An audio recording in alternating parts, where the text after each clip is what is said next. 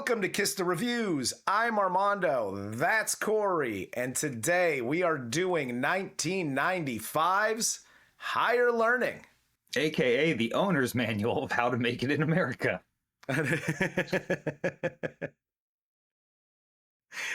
And before we get into the review and the cast, this movie was requested by Steph on Patreon. Steph's been waiting a long time, so we've gotten to the list on Patreon is super long. But if you want to join us on Patreon, get free requests, you get these movie reviews with the clips of the movies in them. You can join us there. We have free, we have paid subscriptions. The paid subscriptions, we're doing movie watches and we're giving away like gaming systems and stuff. So join us there. It's a lot of fun and help support us. Yeah, help elevate the show. Please, we're so poor. But with that said, let's get into the cast of 1995's Higher Learning. This is a long one, so stick with us. This film stars Omar Epps as Malik Williams, Kristy Swanson as Kristen Connor, Michael Rapaport as Remy, Jennifer Connelly as Taryn, and Ice Cube as Fudge. But we also have featured actors and actresses: Regina King as Monet, Jason Wiles as Wayne, Tyra Banks as Deja, Cole Hauser as Scott Moss, Laurence Fishburne as Professor Phipps, and Busta Rhymes as Dreads. Let's get into this review. Because this is a classic, right? Mm-hmm. This is definitely a Gen X classic. Yes, 100%. But this movie opens with a freshman pep rally at Columbus University. So we have shots of Remy, Malik, and Taryn, or Remy, Malik, and Kristen on campus. Kristen is clutching her purse on the elevator with Malik. And then we have each of them setting up their dorm rooms. If I can go back real quick just to the opening shot, we don't get into like symbolism on this movie very often. Yeah. The opening shots of this movie, though, are amazing and drenched in fucking symbolism. Like the American flag, and then it's panning down, and you fight while they're holding up a peace symbol. Fight. And it's just white.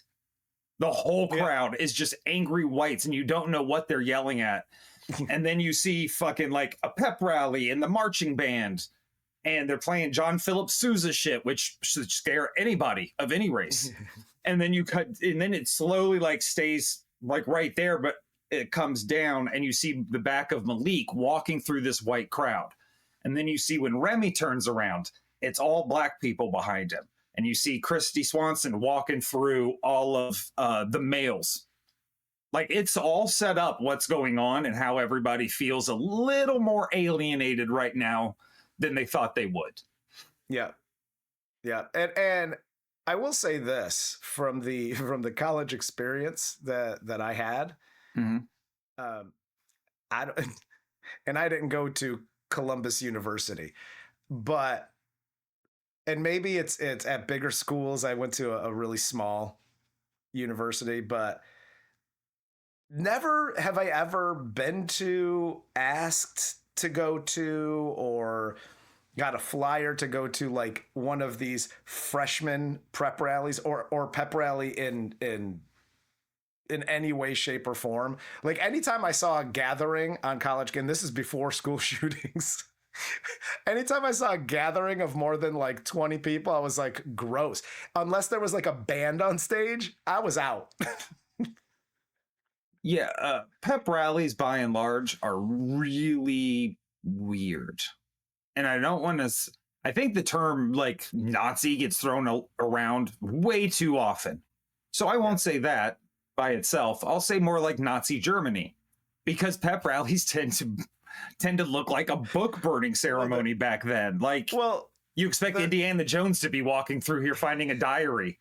You know what I mean? As soon as I hear the term rally used in a sentence, I'm like, I'm out. I'm good. Yeah. That's why I hated frats. That's why I hated like all of that stuff. Dude, I don't even go to like, Rally's fast food restaurants. Are you fucking kidding me? Like, here's your hamburger and a pamphlet. No. But we have Monet then meets her roommate Kristen. They have this uncomfortable, and they share these uncomfortable pleasantries, and they get that out of the way. And Kristen goes to a frat party with her friends that night, while Monet and Malik go to a party hosted by Fudge, this militant senior who is Remy's roommate. I'm kind of torn on the scene with Regina the King and Kristy Swanson here, because Monet immediately walks in the room. She's like, oh, guess you've chosen your side. We're roommates, huh? Yep. I like this side of the room, but guess you got here first. Yeah, I got here first. I was literally going to say that. That was my first reaction. I was like, sorry, I got here early. Yeah, like... Them's the rules, man. I understand what Singleton was trying to do here with like a sense of entitlement, and of course I can choose whatever side I want. There doesn't have to be a discussion. Yes. But also, I got there first. Yeah. As you demonstrated, or as you said earlier, this is shaping up more like prison than it is college. And yeah, if I get there first, unless you're gonna beat the fuck out of me, I got the top bunk. Deal with it. Hell yes. I got dibs. Okay. Calm down, Debo. My quarters on the machine. I got next. Okay. Okay, Remy. Want to play again, man? Come on, let's play again, man. Remy gets pissed here at the party because the music is too loud and tomorrow's the first day of class. So he tattles to security, who breaks up the party. Corey's life lessons. Hi, white fucking people, Uncle Corey here. When you go, hey man, I'm not trying to be a narc, after you flag down somebody with a badge, you're a narc. Whether you're trying to be or not, it doesn't excuse it. That's like being like, hey, no offense, you're ugly as fuck. No offense. I said no offense. What's the problem, guy? Don't do that. Listen. Here's the easy way to get out of this. Don't narc. Yes. I got an addendum to yours. For everybody. A, don't narc. That's right. And B, you're on a college campus. First day of classes don't matter. And third, even if it's the middle of the semester and you got a big yada yada coming up, that's why there's a fucking library over there.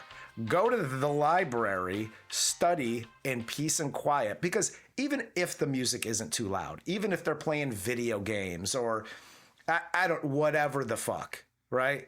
The fridge keeps opening and closing and you hear beers rattling in the fridge or whatever. It's gonna piss you off because you got to study. And yeah, this whole thing of class starts tomorrow really pissed me off because I'm like, are you studying? You haven't had a class yet. He literally says first day of classes are tomorrow. Yeah. Then you know what? This isn't a don't do that. This is a totally do that. Go to the fridge, grab a fucking beer, and hang out with some new people. That's what I was gonna say. You're having And problems stop making being a friends. Put on a fucking shirt, join the party that's going on in your house. Yes. That's all you have to do. And guess what? Eventually, or to start, people are gonna be like, what the fuck? But eventually, if you show that you're cool, you're fine. You were correct. Kristen meets Taryn. She's a junior who warns Kristen about walking alone late at night. And she invites her to like the students group. And we also meet Malik's roommate here, Wayne. Malik is pissed immediately about Wayne's filthy side of the room. And again, going back to Remy, first day of school's tomorrow. Like, what are you studying for? with this, you've only been in school a few days. And this dude has shit everywhere. You can ask my college roommate, okay? I was a filthy son of a bitch when I was in college. Clothes all over the place and just, whatever. But not after 2 days. Like, it took a little bit for my filth to build up. 2 days, you got Chinese, like, little boxes of noodles and shit all over the place. You got clothes, you got all kinds of shit. After 2 days, you're just a filthy person. Yeah, this is how you know Wayne had liberal parents. No conservative parents would have allowed this to happen. Wayne had very liberal parents. You were right. Do you feel like cleaning? Right. You Hey, don't? honey, would you like to clean? No? Okay. Get out of my room, Mom. I'm a big boy now. No, what we need, Diane, is for you to stay out of my fucking room. We cut to Fudge going to his room with dreads, playing loud music again while Remy's studying. When Remy says something, Fudge basically tells him to shut the fuck up or I'm going to beat your ass. And Remy immediately just packs up his shit and moves out. And by the way, this is also not how college works. The admissions office and the room and board office, they are not moving you out that quickly. That shit's going to take months. But he's immediately packs his shit and gets the fuck out. You know he used the word intolerable. You were correct. And nonsense. Yes. Now, putting up with this nonsense, it is intolerable. He maybe leaked a malarkey out. If his grandparents are still alive, he may have dropped a malarkey. He is from Idaho. He Yeah. is from Idaho. So a malarkey definitely had the possibility of coming up. I have about had it. That's I've another about one. had it with this intolerable, nonsensical malarkey. Sir. Yes. Yes. But later that night, Malik beats Remy at, I think they were playing NBA Jam. Yep. And Remy acts super weird with Wayne and Adam Goldberg, and he leaves and tries to find friends randomly as they're walking on campus, and then cut to Kristen and her friends at a bar getting drunk. Kristen is taken home by Billy to his frat. She's raped. She fights him off, runs out of the frat. And then it just cuts back to Remy acting fucking weird again. There's always cutaways, regardless of how serious a scene is or whatever. It's here's the scene. All right, what do we need? John Singleton was what do we need here? What do we need here? Cut back to Remy acting fucking weird once again. Because this is the part in the frat where he's oh man, banger. Yeah. It's just gross. There are so many good storylines in here. Mhm. Omar, the real A plot is Omar Epps and Michael Rapaport, right? Yeah. Remy and Malik. Those are our two juxtaposition characters. One's always going this way, one's going that way. Yeah. So Remy, what John Singleton was able to do, showing Remy having that awkwardness, having no friends, trying to fit in with people, but not knowing how to open his mouth. Those are things you and I have never experienced. I'll walk into any motherfucking room on this planet and open my mouth when I'm ready to. I don't care. Yeah. So watching him, do you want to play pool? And he's just I don't know how to, man. Want to play a game of pool? I don't know how to play, man. And then just walking off. You know what I mean? And where's the party? He's so awkward and weird and he just can't fit in. And that is why Cole Hauser's Nazi character is just fucking nom nom nom nom nom nom all over him, because that is exactly what they want. You were correct. Monet gets back to her room. She sees Kristen crying. Billy calls and Monet refuses to give the phone to Kristen. Favorite scene in the movie. this is a great scene, and Billy loses it on Monet. So she takes Kristen to Fudge, who gathers his dudes. They head to the frat house. Kristen points Billy out, and they drag him outside and force him to apologize to Monet. And that's when security shows up, and they're like, "Hey, black eyes, why don't you get the fuck out of here?" What I love about this too was it's not retribution for Kristen, because that's immediately what a lot of people think is like, the rapist is going to get his. And that's not what he is being humiliated in front of his friends. Yep. To a point where he can't even show his face for the rest of that part. Like, he is awfully dogged out here. And it is glorious because Fudge doesn't know Monet. She's a freshman. He's like a 6-year senior, she said. Yeah. You know, they just met. And they're like, "Oh, this dude called you a black bitch? We got you. Done." And it's not like we're going to stomp your fucking teeth in. The punishment fit the crime. Yeah. No, you need to apologize. Yeah, you need to apologize, and you need to be fucking humiliated. So you remember the next time you're going to run your mouth, maybe you remember this moment and it doesn't happen ever again. You were right. The whole scene, it's just so fucking tense.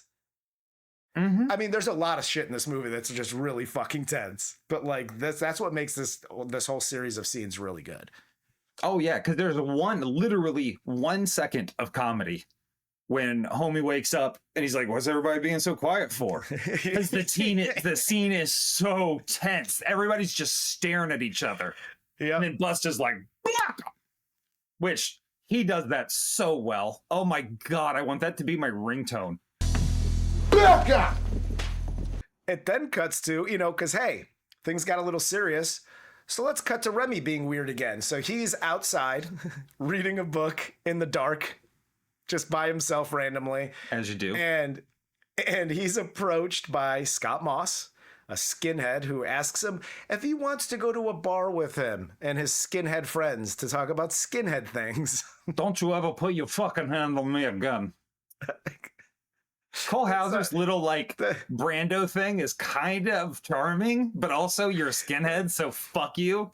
You know what I mean? That impression sounded a little bit like Cole Hauser and a little bit like Scarface. It's kind of how I feel I am in real life. But yeah, again, going back to the whole arm around you. Hey, you look like you could be indoctrinated. Like I hate from an outside looking in. I'm like, I hate that shit because I know that's how that shit works. And again, with the shot, this happening right under the American flag, spotlighted in the background. Yeah. It's just so good. Yep. And you also have Taryn, like Kristen talking to Taryn about her rape, Taryn encouraging her to report it, her saying she doesn't want to, nobody's going to believe her. And then you have Malik, because Malik and Kristen are in the same class with Professor Phipps. Mm-hmm. And you have Malik confronting Professor Phipps about his paper he graded, calls him a sellout. And then Phipps takes him back to his office and tells him the world owes Malik nothing and he has to work to get what he wants and he has to work for his own good. I love this scene. Laurence Fishburne, there's so many roles Laurence Fishburne has played and they are iconic. Obviously, most people will think of Morpheus. Yeah. This is his best role. Jamaican accent, yes or no, it doesn't matter. How he plays this as the sage professor and trying to wake Malik up to what life really is just amazing. Yeah. He's such a good character in this movie. I love him. He's that guy. He's that old school dude you would want just constantly to hang around because at some part he's going to tell you some weird shit that's going to make a lot of sense for the rest of your life. Yep. I truly believe that this is who Ice Cube's character grows up to become. We got a time situation. Is it possible this story is true? Yes, it is. And I will say this, though. I have been to many a school, grammar school, high school, into college. I've had jobs. Nobody, not a boss, a coworker, a professor, a high school teacher for that matter, not a single one of them has taken that much energy and thought and put it into me as a person. So every professor on campus is like, yeah, you got the grade you got, okay? I'm not having a fucking discussion about it. I've had different experiences. Elementary school, nobody gave a shit. High school, it took until about sophomore year where I had a teacher's just being like, hey, don't be an ass all the time. And it was like, oh, okay, cool. So he was cool. And then in college, it was like, this was totally what I did because I went to Subway University and my sandwich sommelier was amazing. Yeah. They were like, he was like, dude, you can lay a tomato like a motherfucker, dog. Yeah. I'm the one that taught him the bread knife tomato is the best way to do it. That was me. Oh, dig it. So I had a very different experience, but also listen, privilege. Subway University, I mean, they give you the tools to be your own boss. So Yes, sir. that's, they want to take some time with you as a person. So Yes, I do. I mean, totally get it. I totally get it. I don't want to brag. I got a doctorate. It's Subway. Yeah, dude. Fucking Dr. Idol. yeah. I got a doctorate in urban cheese. You got a fucking doctorate in herb. I got a doctorate in herb and a minor in Asiago, homie. But we then cut to Remy. He's in David Duke's dorm room where Scott is indoctrinating him into their, Nazi cult. And Remy cries because he cries for half this movie because he's a little bitch. But he cries about not fitting in. And then he shaves his head to join. And we see this as he's sitting in class surrounded by all kinds of different people. And he takes his hat off to reveal his newly shorn head, as if the Iron Cross necklace didn't give us a clue as to who you are. Yeah. This is pretty. You might as well just be wearing the fucking SS hat. Yes. Or goose stepping to class. Like, have your backpack made of human skin. Hey, there's a million things you could do. He was just giving his heart to people. That's all he was doing. Okay, guy. Where have I heard that before?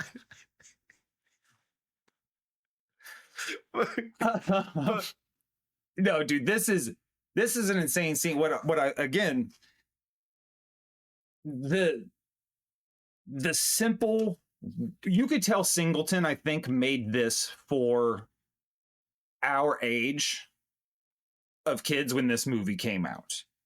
Mm-hmm. This is really who this movie was intended, because there is brilliance in the simplicity of the shots scene to scene and how the story continues. Like you could tell in this story, and this has gone around a lot with like Trey Parker and what is it, Matt Stone, yeah, from South Park, and they talk about story writing. And if you're putting "and then" in between your scenes, you're doing it wrong. It should be therefore or but. Yeah. This is literally what is happening. Scott Moss says to him, your jobs are being taken away by Indians and Asians and these people and that people. You can't do this because of those people. And then the next scene, therefore, the next scene is Remy sitting in class, and he's looking around, and there's an Asian dude, there's an Indian dude, there's a black dude, there's this, and he's just like, yo, fuck it. And that's when he does his reveal. Yeah. And it's like, fuck, like the brilliance in just setting that up, scene to scene to scene, is fantastic. And it's simple. Like, he's not reinventing the wheel here. He's telling a story. It's just therefore or but. Malik is having a tough time, but Remy found his people. And while I don't condone any of this, any of the neo-Nazi stuff. The one thing that I will approve of is Michael Rapaport shaving his head, because that fucking haircut he has at the beginning of this movie is, let's just say it doesn't suit his face or his person. Like, that's a horrible haircut. That's an Idaho haircut. Yeah, it looks like the goat on his farm cut his hair. Because I've been to a Great Clips. They'll be like, oh, I don't think this style works. Maybe you want to try this? They'll help you. Yes. Like, this is crazy. It looks like a goat like fumbled with his hoofs putting a bowl on his head and then just lick the fucking sides off. Hell yes. We have some scenes of Kristen and Taryn at the women's rally, Remy and his new friends jumping a black dude and a white woman, and Malik complaining to Deja about, being used as an athlete, and tells her that she has it easier, and we get into that whole thing. And that's when, we get the montage of them like actually hanging out and beginning to date. Yeah, I'm going to go ahead and just toss this one out there for everyone, like on the planet. Corey's Life Lessons. Hi, Earth. Uncle Corey here. Don't tell a black woman how much easier they have it than you, no matter who the fuck you are.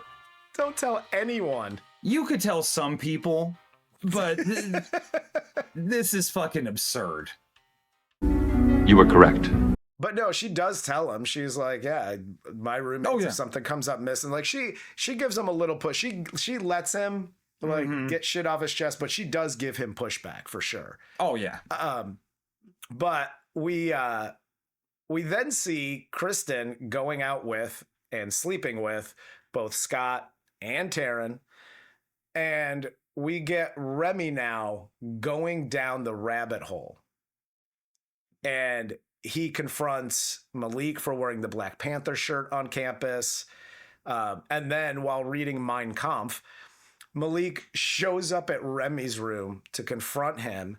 He walks away, sending Remy into a rage for getting punked. And then Remy cries because he's a bitch. Like, he literally gets angry. This is like every conservative TikTok creator. This is what I picture happening to every single one of them. Is they're like, oh, you want to fight me? And the people are like, yeah, I want to fight you. And then they just go and cry, and they're like, my gun. That's all I fucking see is this scene every single time. Beyond accurate. Beyond accurate.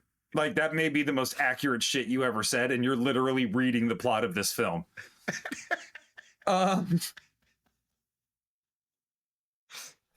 Yeah, dude, this is rough to watch, and not because you're seeing a kid slip away. It's rough to watch because you are seeing just a bitch. Yeah. I don't like seeing this for anyone. This is when you're like, Black Panthers, that's a reverse racism. 1995 word I'm not going to say. And then you fucking power walk away as fast as you can. Well, that's the other thing. Come on, pussy. This is literally like skinhead Cartman. Like that, that's what this is. Like, you need to stand on business, dude. If you're going to say some shit like that, stand on business. I was literally going to say that. If you're going to say the shit, don't move. Yeah. Don't run away. Yep. Say the shit and fucking say it with your chest. Yep. Don't say it and then take your ball and go home. Yep. Because you know what's going to happen? The dude's going to show up at your fucking dorm, because he literally is like 2 dorm rooms down. Ain't like you ain't going to see him again. You were right. His Jewish roommate, Adam Goldberg. This is who I was in college, by the way. We know, Corey. Sort of not there. Just I pop up in a scene and somebody, fucking got a gun. Oh, Jesus Christ. That was me. But he shows up he finds all his shit fucked up because Remy just raged on his side of the room. Of course. And Remy attacks him until Malik comes in, puts him in a full Nelson, throws him on the bed. And this is where Remy pulls out his gun. Which makes Remy cry them. again. Yeah, threatens both of them, and then he bounces. Which, by the way, the one thing, and I don't know if John Singleton did this on purpose for like, this is what's happening and this is the music we're playing, because the soundtrack to this film is fantastic. Mm-hmm. But every time Remy's on in the scene, he's playing Rage Against the Machine. I'm like, this is totally the antithesis. Oh, the second Remy, the first scene of Remy when he puts on his album, it's Rage, and he's like hanging his posters, like, yeah, it's like, dude, yeah, like that's opposite day. Yeah, so I don't know if he did that on purpose, or if he was just like, oh, this is pop because '95 Rage was huge, like this is popular, like metal right now. I'll tell you why he did it on purpose and why he's a genius. Because that happened now. Oh, no. You have the Trumpers using Rage Against the Machine music to fucking like jazz up, like throwing people out of the country. It's like, dude, do you not listen to words? Yeah, they're not raging against the washing machine. They're you gotta understand what the machine is. But like, again, and that's why I asked, because I know a lot of that has been going on. Like, I like Rage Against the Machine and I hate brown people. And I'm like, I don't think you understand messaging and how that works. No. Or who's in that band, by the way. Exactly. And why is Rage Against the Machine so political these days? And it's like, have you been paying attention? Do you know what the name of the fucking band means? Idiots. Oh, God damn, people are stupid. Yeah. But then Malik tries to run after Remy here after he bounces out of the door. Mm-hmm. He's stopped and detained by security.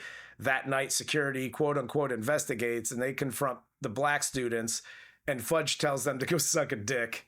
Which is awesome, because yeah, it is, dude. And again, we talk about the symbolism, like the cops just being like, look at this shit, and smiling over the Nazi flag as they unveil it right in front of the fucking victim. Yeah. And a whole crew of black people.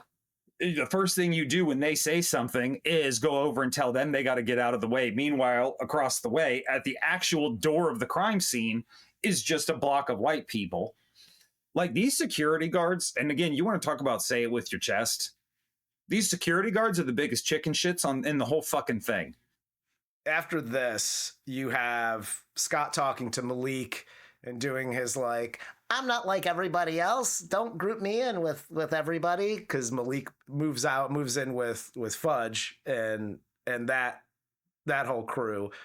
And Kristen also starts organizing this peace fest because, campus is really tense right now, because Remy pulled out a gun and is threatening people. Dude, if I was on college campus and I saw Kristy Swanson, I'd be like, fuck, that chick is fucking smoking hot. And I might even roll up on her and, hey, how you doing? Blah, blah, blah. Here's a flyer for Peace Fest. And I'd be like, fuck off. And I would walk away. Listen, the activist college kid is probably one of the ickiest things out there. Dude, I'll say this, and this isn't a don't do that. It was probably a don't do that in 1995. But if you see a chick on campus and she's wearing a beret, just walk away. Or just a choker. A choker with like the peace symbol beaded into it. Yeah. And that's a 50-50. The beret is a dead giveaway. Oh, 100%. Either way, let's just throw this out there. Much like the rules with hippies, if you meet a girl on campus passing out flyers, don't follow her to a second location. Yes. That's just a steadfast rule for hippies and white women passing out flyers on college campuses. You're going to listen, that second location is going to smell like patchouli oil, and it's not going to be a good time. It's going to get you in trouble no matter what. Absolutely. But after this is where we get the brawl between the skinheads and Fudge and Malik and Dreads and their friends. The brawl is really, dude. And I don't remember. Like, I remember the brawl scene. Mm-hmm. Dude, there's the one point where it's a shot from above, and Malik is just kicking the shit out of Remy. And he takes one of those old school napkin dispensers, the metal ones, and he fucking crushes his head with it. Yo, shit got crazy. This whole brawl scene is really good. And then the shots afterwards, because, you know, they're back at David Duke's apartment, and they're like, and they got beers on their heads, and they're like, and then you got Fudge and his crew, like, all excited because they beat the shit out of these neo-Nazis. And, you know, Fudge is like, yeah, it was one fight, guys. Pump the fucking brakes. We didn't win the war. Okay. It was one fight between 10 people. This is like that Ray Lewis post-game shit. Like, dude, it's over. Bring it down now. Like, the fight's done. We all gotta calm down. Cause I love how they show too here. This is what John Singleton, I've said it before, I'll keep saying it, does so well in this film, is the shots of the different people he's trying to focus on, the different characters. So like with this, it's mainly Fudge and Scott, and how they're bouncing each other and how they're reacting after this, because they are in sense the generals of this battle. Yeah. And so Fudge explaining like, dude, this is one battle, man. Fucking shut up. We didn't win anything. You think you did anything today? You did nothing. This was literally nothing in terms of the struggle. And the same thing with Scott. He's basically saying the same thing. Yeah. Like, shut the fuck up, dude. You guys are a bunch of... You just got your asses kicked, and now you're talking about this is the first battle in World War III? Eat a dick. Like, you're fucking children. Yeah. And so having that balance there is so great. Because you also see how Scott, once Remy's like, I'm serious. I'll fucking kill him. I don't care. I'll do it. That's when Scott's like, gotcha. Yep. And that's it. He's like, okay, cool. Let's do it then. Because now he's got Remy on the line. Remy is so fucking desperate just to be liked or recognized by anybody or anything that he's actually now willing to go murder people. Well, and even to the point where, like, I know before this, Remy's like, he doesn't fit in. He's fucking weird. He blah, blah, blah. Just because you found a group doesn't make you any less awkward or weird. Okay? Oh, yeah. You just found a group that's willing to look past some of these fucking things. Exactly. Right? And even here, and he's like all fucking jacked up on Mountain Dew, and, you know, he's like, I'll kill everybody and blah, blah, blah. He was pissed because people were disrespecting him and treating him like shit before. Now you got Scott, like, literally putting hands on him, slapping him around, like, dude, shut the fuck up. Like, what are you doing? You know what I mean? Like, he's still getting disrespected. Now you're just getting bullied into doing something that he wants you to do. Exactly. And I think what Scott here is also doing is stopping Remy from getting the other guys to he needs those other guys. Yeah. He doesn't need Remy. Remy's a tool. He's a pawn. Yeah. And much like Professor Phipps, or is it Phipps? Yeah. Professor Phipps said, used intelligently, a pawn can create a checkmate, Mr. Williams, or become a very powerful player himself. Cut to Scott using his pawn the way he wants to. Exactly. Which is why he smiles at the end, because he knows he did more with Remy than Cube could have hoped to do with any of these other kids, than Phipps could have ever hoped to do with any of these other kids. Yeah. Because he weaponized him. Yeah. And speaking of which, Remy then goes to the tower on campus during Peace Fest, and he starts shooting. Yep. He shoots Deja as she and Malik are running away. Malik then heads into the tower as Remy's running away. They meet in the stairwell and they fight until security shows up, beats the shit out of Malik. They literally just let Remy walk away. Which again is John Singleton a goddamn fortune teller? How many times have you seen dudes mass shooters walk out in handcuffs. Yep. Where you see a black dude with a fucking toy car get shot because they're like, gun! Yeah. You know what I'm saying? Like, dude, Yeah. this is, again, it's so simple, but it's brilliant because he's showing it to you. It's not somebody on the screen looking you in the camera being like, racism affects 95% of all Americans today. Like, that's going to go right over. I'm tuned out already. Yeah. But you see this where Malik just gets no security, no police, no freeze, no, hey, get off him. Just immediately beating him with batons and then taking him out bloodied up to shit. Whereas, hey, don't do this. No. You could still be an architect. You can build things, kid. Please. Yeah. And then even when he shoots himself, the cop is like, no. Like, what are you doing? Yeah. It's it's a wildly shot scene. And this was 95, 4 years before Columbine? Yeah, dude, I was a fucking sophomore in high school. Yeah, we're 4 years before Columbine, and then a string of others, obviously. But this was like, you're right. He predicted the future on a few things. Yeah. He got the present correct, and he predicted the future as well. But again, you have security then chasing Remy down. Remy shoots himself. They finally let Malik go, and he walks out of the doors. He sees Professor Phipps, who basically gives him the nod, implies that Deja's dead.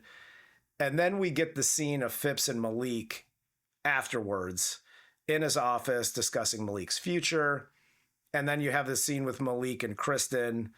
They're meeting, quote unquote, for the first time at the memorial to Deja, which is a good bookend from the beginning with Kristen in the elevator and holding her purse and clutching her purse. And at the end, like, oh, we haven't met. And, Malik's like, motherfucker, we met. You don't remember we met. Oh, that's why he stares at her and he's like, yeah funny. Yeah, exactly. Two things here, Rick, and I know I've been very long-winded in this. I apologize. Omar Epps acting from the time Tyra is shot until he's there with Kristen, with Kristy Swanson outside of at the memorial. Fuck, he is amazing. I've loved this dude just as an actor. Yep. Since this, probably. Like, he crushes pretty much everything he's in. But you're right. From this was there to the end.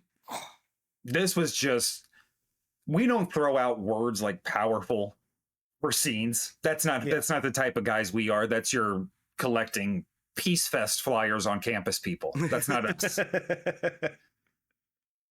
Being said, wow.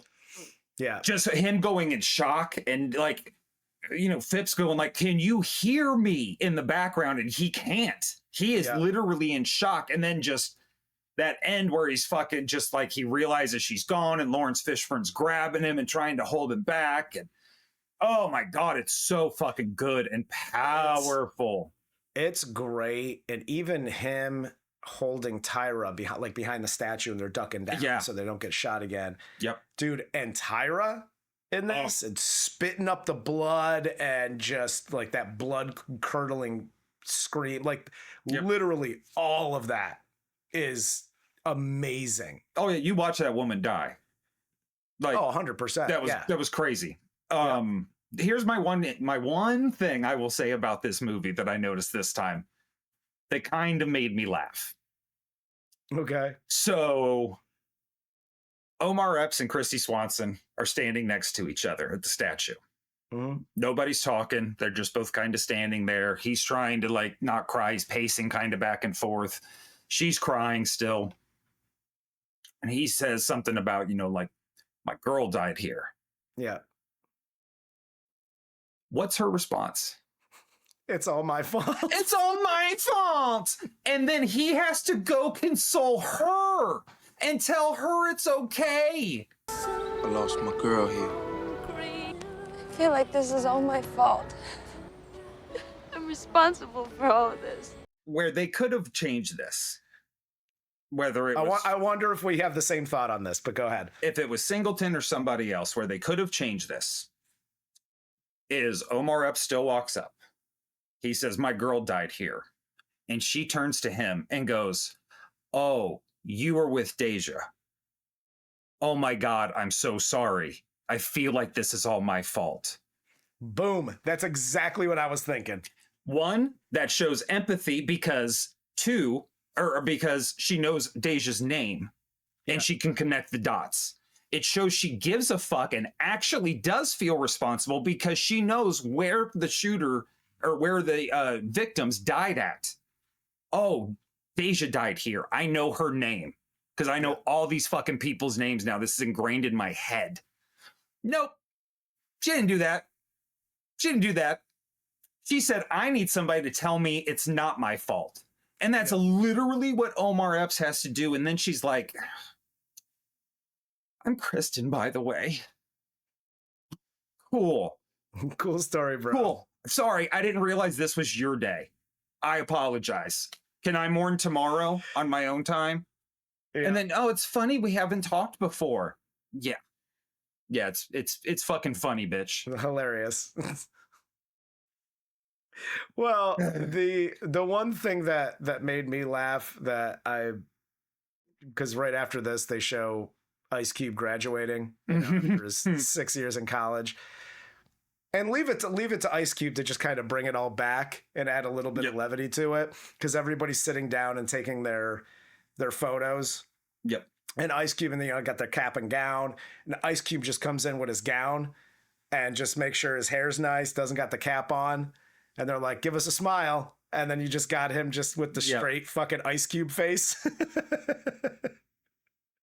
Awesome. just to bring it back around. But dude, at the end of the day, this movie was powerful for 95. Still translates to today. Still powerful. It's just a great movie, and you and I talked about this in the Patreon pre-show. I hate saying that guys like Cole Hauser and Lattimore and Michael Rapaport do a good job because of the characters they play. Like it's hard to go, "Hey, props to these guys for being like super racist." Right. Way to go, pieces of shit. But everybody, and we always talk about knowing the assignment. Everybody came in, knew their assignment, and nailed it. In literally every single scene. And with all of these characters, whether it's Fudge or Dreads, Busta Rhymes, Malik, etc., everybody's got their own little like personality, and you either knew one of these people, like all different types, or you were one of these people. Like you can relate. It gives everybody something to relate to. Oh, 100%. Dude, this is where I ended up at this movie after watching it this time. Because we've talked about this before. There's a lot of movies out there I can watch once. I don't ever need to watch them again. I got it on lock in my brain. Yeah. This is one of those movies. So getting to watch it again, I was crazy surprised. One, at how well acted it was, because some of these are actual kids in this movie, younger, maybe not their first role, but they're not seasoned vets yet. Not everybody's Omar Epps, like with that kind of resume. Yeah. Or Larry Fishburne. So one, everybody did a great job there. The storytelling in this is probably John Singleton's best work. More even so than Boys in the Hood.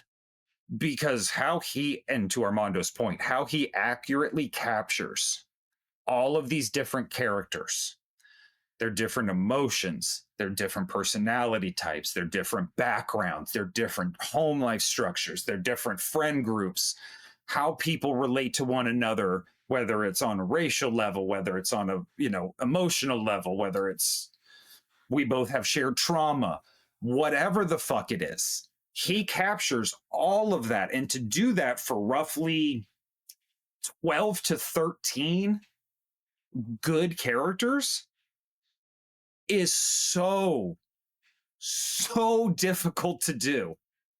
That's why somebody like Stephen King is revered, because he can have a book with all of these different characters and they all have different personalities, and they track and they flow in a story.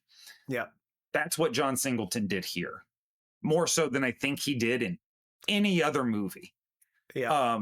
Because you feel like you said, you know of, or you knew every single person in this movie. Every single one. Well, and the one thing that I was glad, I thought, because again, I probably haven't seen this movie in at least 25 years, maybe 20. And I've seen it a few times, obviously, but whenever I revisit a movie from the 90s, regardless of serious nature, comedic, yada, yada, I always worry before I hit play if the movie's going to translate still. And I mean, the theme of the movie, racism and things, that obviously still is going to translate. But we've seen movies in the 90s and the 80s and the 70s where you're like, ooh, this was powerful for the time, but it seems kind of corny now. Yeah. I was worried that might be the case. And it really wasn't, like, at all. There wasn't a scene where I was like, this is a little corny. But I would contend that this movie is more accurate today than it was in 95. I think that's fair. Because even if you're not calling yourself a Nazi, you know what I mean? You're not walking around with the suspenders and the docks with the white laces in them and shit. We all know there are fucking young racist kids in college. It's just the way it is. Maybe you don't have ice cubes. I don't even think that was a Pan-African flag back then, but I guarantee you that flag has now been replaced with the Pan-African flag in most of Fudge's bedrooms. Yeah. If that's your character, so to speak. So the shootings more frequent, date rape or fraternity rape more frequent. Like, all of this stuff is just more prevalent today, or maybe it's just spoken about more today, but it is definitely more in the zeitgeist than it was when I was a sophomore in high school. Like, I couldn't comprehend the fucking purgatory these kids were in. Yeah. Date rape or just frat house bullshit. It was almost treated like Bill Cosby. Everybody kind of knew about it, but nobody said shit about it. You know what I mean? Like, that's how that shit was treated in the 90s, which I think they actually captured pretty good in this. Oh, after that whole scene. But I already have an answer, but I have to throw this question out there. If you become a neo-Nazi or a skinhead or whatever label you want to put on it, why must you, like, is it a rule that you have to have your shirt off around other shirtless guys and talk about taking over the world? What the fuck is that about?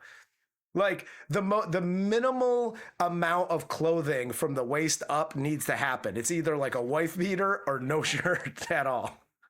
Is it possible this story is true? Yes, it is. Oh, let's take back our country, Remy.